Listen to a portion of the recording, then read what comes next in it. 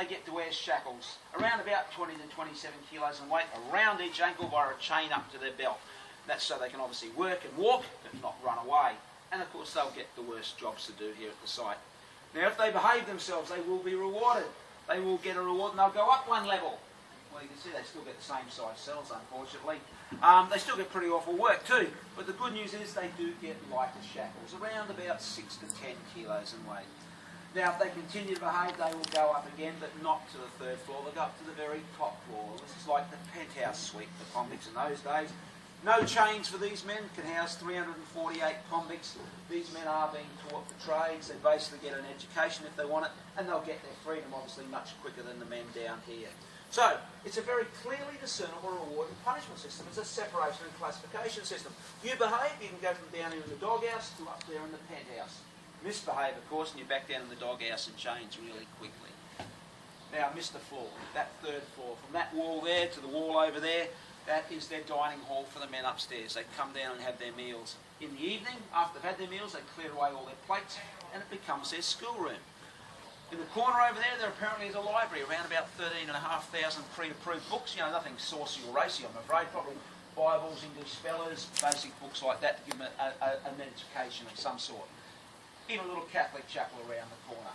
So now in this one big building, you do have some of those cogs turning in that wheel. You have separation and classification, you have trade training, you have a bit of education, even a bit of religious education for that matter. But this building doesn't get finished as a jail until 1857.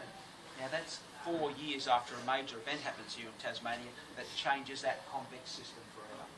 I'm going to tell you about that at our last stop. Cells, etc. Convicts were put in there for a maximum of 2 years originally, although they did reduce that sentence down to 18 months. That prison was built in 1849, finished about the early 1850s. It's the separate or silent prison, sometimes known as a model prison. Now, once they built that, they stopped using the whip here. Right? This was an alternative form of punishment.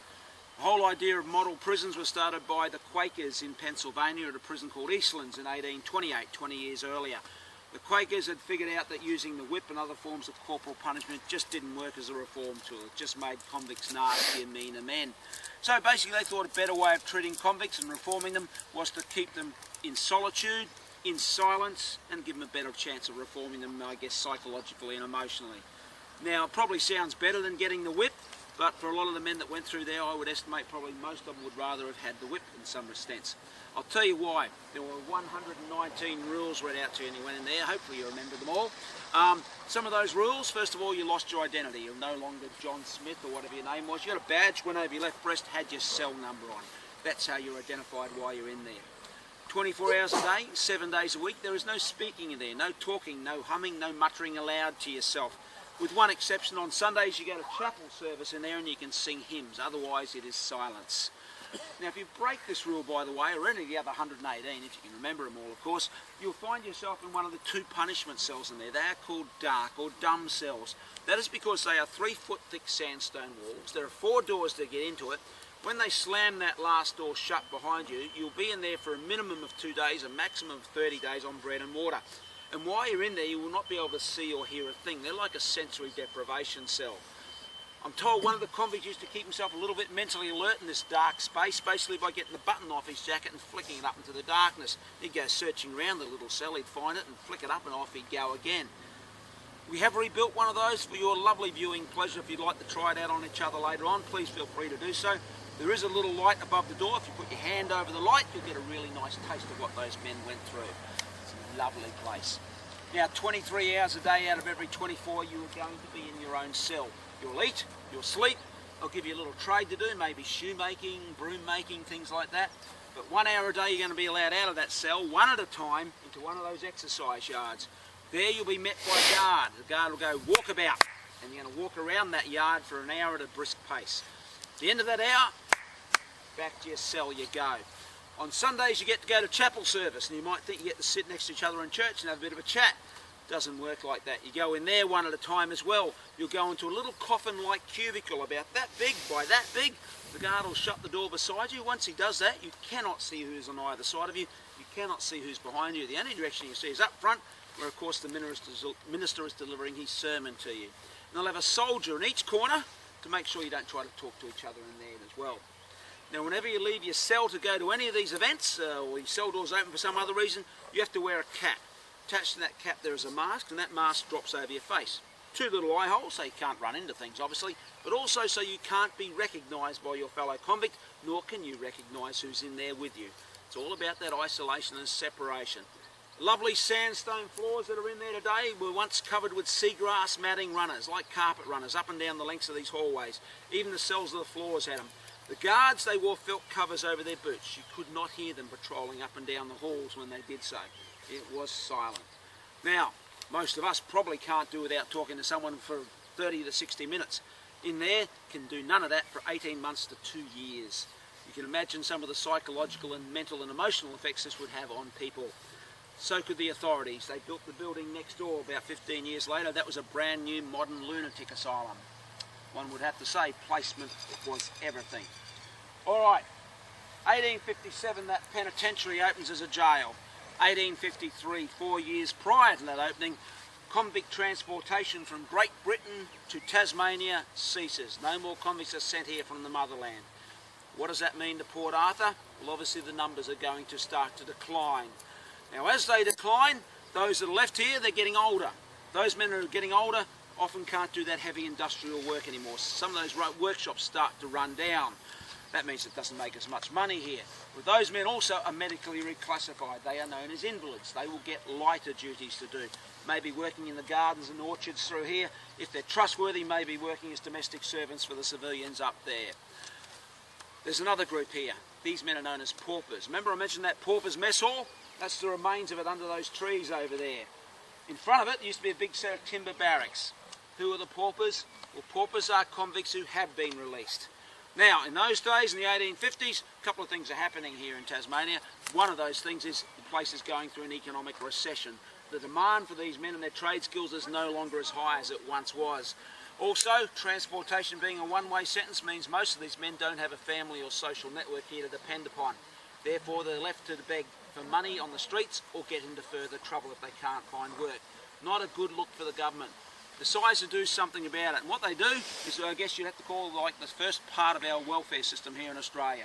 Bring them back here. Give them a mess hall, give them barracks, give them food, clothing and accommodation. Also, give them work to do, like the invalids. Orchard work, that sort of thing.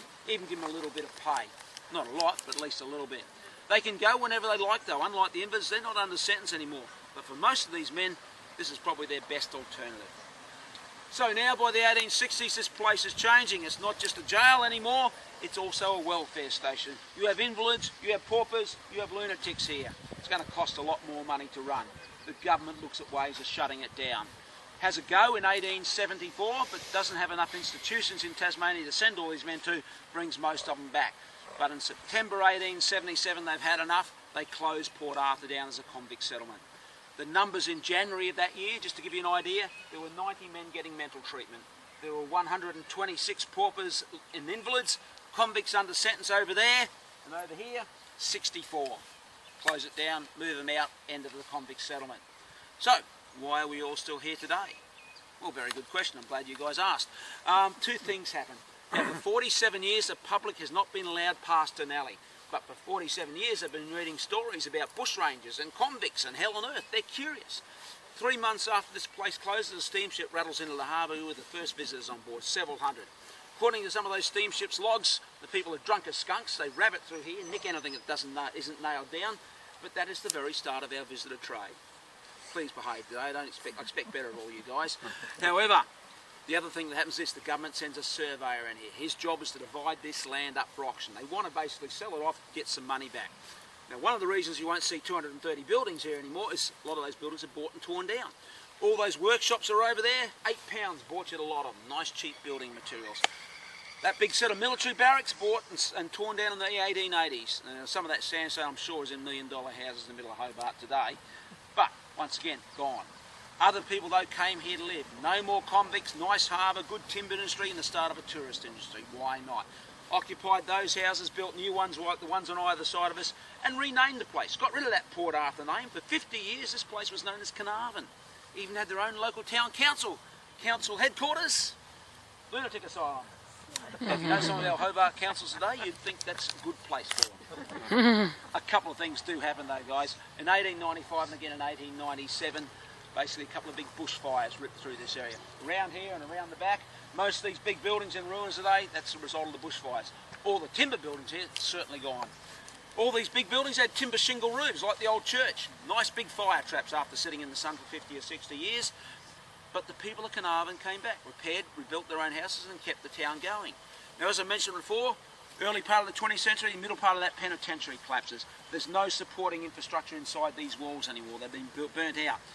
The state government takes over the big buildings, puts them under the Scenery and Preservation Department, consider it like our national parks. And then from 1939 right up to the 1980s, they bought back all the residential properties here too. So, if you're wondering where the town of Port Arthur is, as you drive in on the highway and see a pub and a shop and that, this was the town of Port Arthur up until about the 1980s.